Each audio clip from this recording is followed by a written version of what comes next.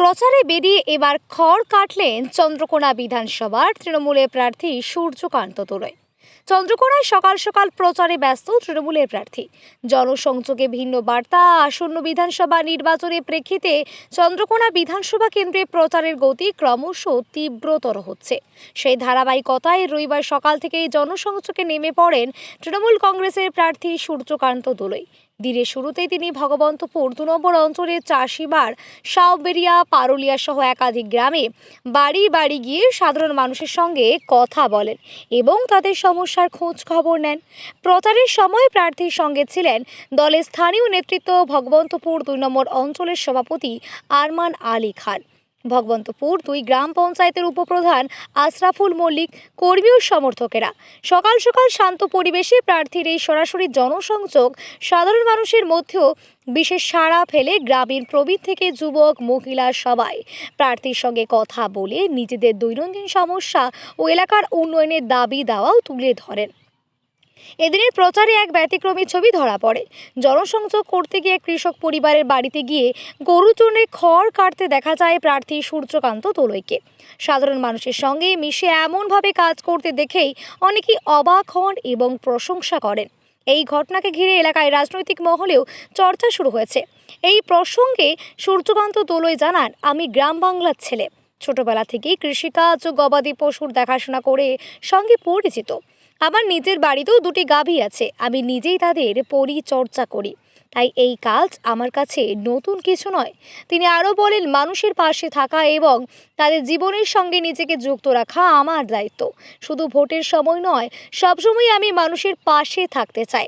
প্রার্থীর এই সহজ সরল আচরণ এবং গ্রাম বাংলার সঙ্গে নিবিড় সম্পর্ক স্থাপন ভোটারদের মধ্যে ইতিবাচক প্রভাব ফেলছে বলেই মনে করছেন রাজনৈতিক মহলের একাংশ। নির্বাচনের আগে এমন মানবিক ও বাস্তব ভিত্তিক প্রচার কৌশল যে ভোটে প্রভাব ফেলতে পারে তা নিয়ে চর্চা শুরু হয়েছে। এদিনের প্রচারে মূলত স্থানীয় উন্নয়ন, কৃষকদের সমস্যা, রাস্তা, যোগাযোগ এবং সরকারি প্রকল্পের সুবিধা পৌঁছে দেবার বিষয়গুলি তুলে ধরেন প্রার্থী। পাশাপাশি রাজ্য সরকারের বিভিন্ন উন্নয়নমূলক প্রকল্পের কথাও তিনি সাধারণ মানুষকে জানান। সব মিলিয়ে সকালে জনসংযোগের কর্মসূচি শুধু রাজনৈতিক প্রচারেই সীমাবদ্ধ থাকেনি, বরং সাধারণ মানুষের সঙ্গে হৃদয়ের যোগাযোগ গড়ে তোলার একটি গুরুত্বপূর্ণ উদ্যোগ। দেখুন, সাড়া খুবই আছে, কারণ এটা স্বাভাবিক।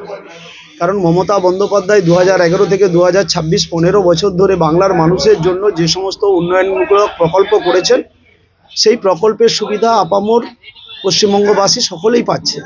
তো স্বভাবতই সাধারণ মানুষ আবার মুখিয়ে আছে চতুর্থবারের জন্য মমতা বন্দ্যোপাধ্যায়কে মুখ্যমন্ত্রী বসানোর জন্য।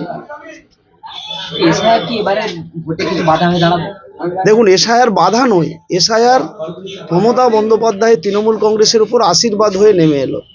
কারণ সাম্প্রদায়িক নরেন্দ্র মোদী, অমিত শাহরা বাংলা দখল করতে এসআইআর করেছে, রাজনৈতিকভাবে ক্ষমতা দখল করার চেষ্টা করছে। ভারতবর্ষের সাধারণ মানুষের সাংবিধানিক যে অধিকার রয়েছে, সাংবিধানিক অধিকার, ভোটাধিকার, সেই ভোটাধিকার কেড়ে নেওয়া চক্রান্ত করেছে। বাংলার মানুষকে দীর্ঘ লাইনে দাঁড় করিয়েছে, হ্যারেস করেছে, নির্যাতন করেছে, অসম্মান করেছে। এর উত্তর 2026 সালে নরেন্দ্র মোদী, অমিত শাহরা, এখানে শুভেন্দু অধিকারী, সুকান্ত মজুমদার, দিলীপ ঘোষরা পাবে। তৈরি থাকুন। 2026 সালের এই নির্বাচনে বাংলার মানুষ বুঝিয়ে দেবে এসআইআর করে কার লাভ হয়েছে, কার ক্ষতি হয়েছে।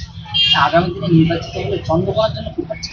দেখুন, চন্দ্রকোনার জন্য স্বাস্থ্য পরিকাঠামোর বিশেষ একটু দেখতে হবে। কারণ আমাদের এখানে বড় হাসপাতাল বলতে আমরা সুপার স্পেশালিটি, ঘাটাল, মেদিনীপুর, আরও বড় হলে কলকাতা। তো স্বভাবতই আমাদের যে ব্লক লেভেলের যে হাসপাতালগুলো রয়েছে সেগুলোর উন্নতিকরণ, সেখানে উন্নত মানের পরীক্ষা নিরীক্ষা যে যন্ত্রপাতি, যেগুলোতে ফ্রিতে গরিব মানুষ চিকিৎসার পরিষেবা পায়। তাছাড়া আমাদের ব্লক এরিয়া, আমাদের যে চন্দ্রকোনা বিধানসভার ভৌগোলিক পরিস্থিতি, সেখানে নদী, খাল, বিল নিয়ে গঠিত। তো স্বভাবতই আমাদের যোগাযোগ ব্যবস্থায় ঘাটতি রয়েছে। কারণ এখানেও নরেন্দ্র মোদী, অমিত শাহরা রাজনীতি করেছে। 4 বছর ধরে বাংলাকে অর্থনৈতিকভাবে বঞ্চিত করেছে। বাংলার ধরুন রাস্তার টাকা, ব্রিজের টাকা, এই সমস্ত প্রকল্পের টাকাকে আটকে রেখেছে। স্বভাবতই কষ্ট হচ্ছে। আমরা আশাবাদী, আমরা চতুর্থবারের জন্য মমতা বন্দ্যোপাধ্যায় মুখ্যমন্ত্রী হলে আমাদের কয়েকটা নদীর ওপর, যেমন শিলাবতী, কেঠিয়া, দোনাই, তো বুড়িগাং, পারাং, এই ধরনের যে নদীগুলো রয়েছে চন্দ্রকোনা বিধানসভার মধ্যে, তার ওপর ব্রিজের চিন্তাভাবনা রয়েছে।